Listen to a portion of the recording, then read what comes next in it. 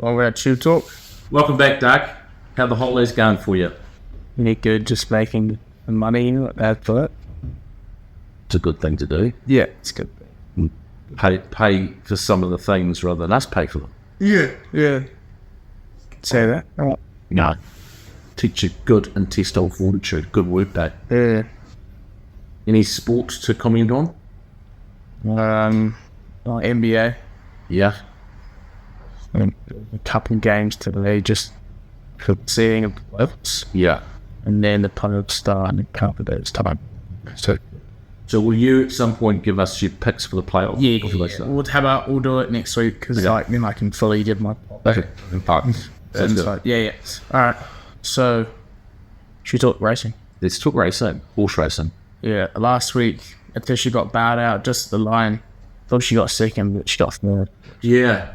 They came up the inside. It was probably a slightly inferior track here in Fangirl, and probably cost us. Well, the horse ran second, better right on the line for second. Came down the middle of the track, which is probably a better part of the track. But so proud of her. She bows out having won just on $6 million Australian dollars, 6.5 million Kiwi. She goes to sales where she'll make very good money for her owners as well. She could end up being close to a 10 million New Zealand dollar kind of investment for wounds.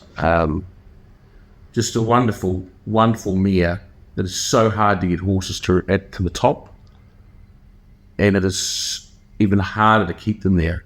And for her to win Group 1 after Group 1 in the major carnivals in Melbourne and Sydney and still be going as good as a 7-year-old is phenomenal. It's a great credit to Stephen Marsh, who started with her, and Chris Waller, who carried on with her.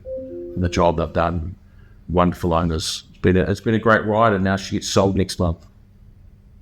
And Solar Spain recorded first win in Australia. Yeah, this third start. So here's a horse we bought at the Red to Run, the breeze ups in Europe, in France, and we brought him down to Australia at the end of his 3-year-old career, as we do with these horses. He had a couple of very good runs, fresh up, first up in Australia, and he was just too good the other day. Very excited about him. He's got a good turn of foot over ground. It was 2,200 metres the other day. He came from last, he won well. He'll stay 2 miles.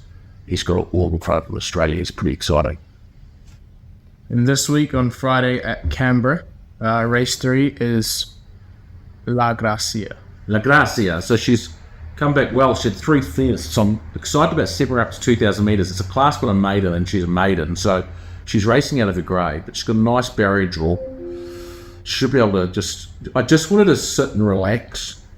I think she's just been going a little bit too hard in her last couple of races. So the blinkers come off and she'll just lob, and I think the 2,000 metres will really suit her. Almain's always, when they get to 2,000 metres, they tend to grow another leg. So I'm really interested, really looking forward to her run. And then on Saturday, Ellerslie, race 4, we've got Little Black Dress and Mazdina. Yeah, the listed Starway Stakes with 100 grand. Little Black Dress was very, very good winner of her debut race. Won easy with plenty in hand. She's drawn awkwardly out in Barrier 9, but there's going to be a bit of rain around, so the fence might not be the place to be. Lots of speed. She actually won on a heavy 8 on debut, so the track, as long as it doesn't turn into a bog, should be okay for her, and I think she's a big winning chance. Mazzino, much better barrier draw than she got on debut. Barrier 3, she should be able to settle a bit closer than she did that day. I think that she is looking for a step up to 7 furlongs, so I think it's a touch short for her. But in saying that, she came from basically last, ran second to Little Black Dress, and should be that much closer to her. I think she'll run really well. She can definitely get some black type and will be even better stepping up in distance. Mm-hmm. Then at Randwick, race 3, we have Maison Louis. It was a full-length winner last start. He's won last 3 starts. He's had 2 wins in the second. Stepping him up to the Frank Packer Plate, 2,000 metres, Group 3. Big step up in class, but he's got a lot of ability, this horse, and we're very keen to try him over 2,000 metres. I think it'll be right up his alley. He's got a nice barrier draw. It's a test for him, but I think he'll run really well. We do have a backup option on Monday at Canterbury, at the city meeting there, if for any reason we don't start him, but pretty keen to give him a run on Saturday and just find out exactly where he is at the moment. Okay. And then at Mornington, race 8, we have Spey Cup. Yeah, it was disappointing last start, but we've given him a bit of time between runs and looked after him, and he seems to have bounced back well. Well, actually, his goal is in a couple of weeks' time. It's the Warrnambool Cup. That's his main goal because it should be wet down there, and that should really suit him. So this is a race on the way, but he has no weight on his back. He seems much brighter and happier in himself. Would love some rain for him. I think if it's a dry track, he'll struggle a bit, but I think if you get rain, you'll see him improve his form pretty quickly. And then on Monday at Waverley, race 1. Waverley, sorry. Dark Deluxe. On debut, 2-year-old filly.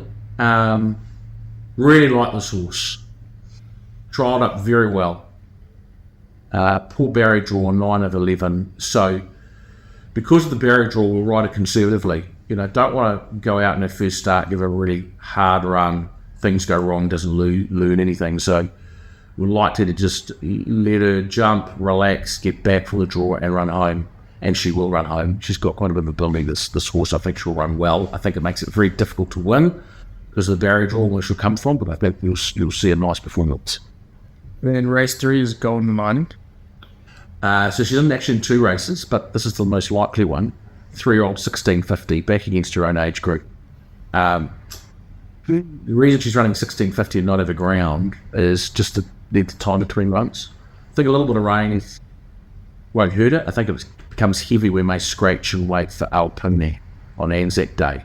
But it shapes as a nice race for her. I think she's a definite winning chance as long as we don't get too much rain. I think she's pretty tough, and I think she strikes a field that she can perform well on. And then at Sandown race 5, we have Mastetta.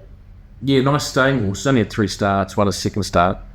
This last start, he just got caught a little bit flat-footed and in traffic, and he had to extract himself. And he still wasn't beaten far for his 7th, which certainly like to see a little bit of rain for him too. Not a lot, just a little bit of give him the track. I think the step up to 2,400 metres really suits him. I think he'll really like that.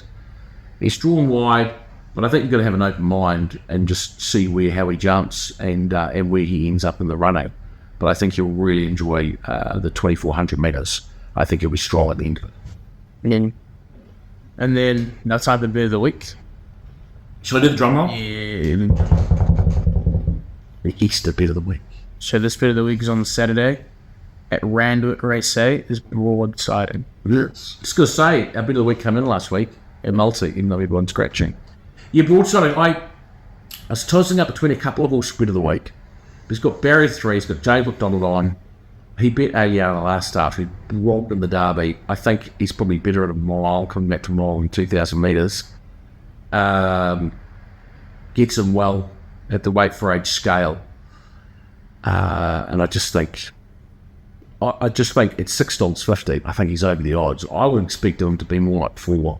So he's a real value play. I mean, at $6.50, you get an each way bet. You can have a 1/2 each way bet on him and still make a profit. So broadsiding with J-Mac in the saddle.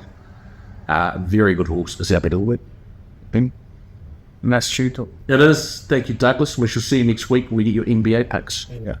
And behind them is Hello Haley. Perfect Habit battles away. Wider out odds and ends. Further back in the field, that's Golden out wide. Mazzino. So back in behind those. Sweet Ice not in it with Ribble. Down to the 150. Little Black Dress clear in the lead by 2 from Mazzino running on. And then came battling away also odds and ends. But the favourite delivers on debut stylishly too.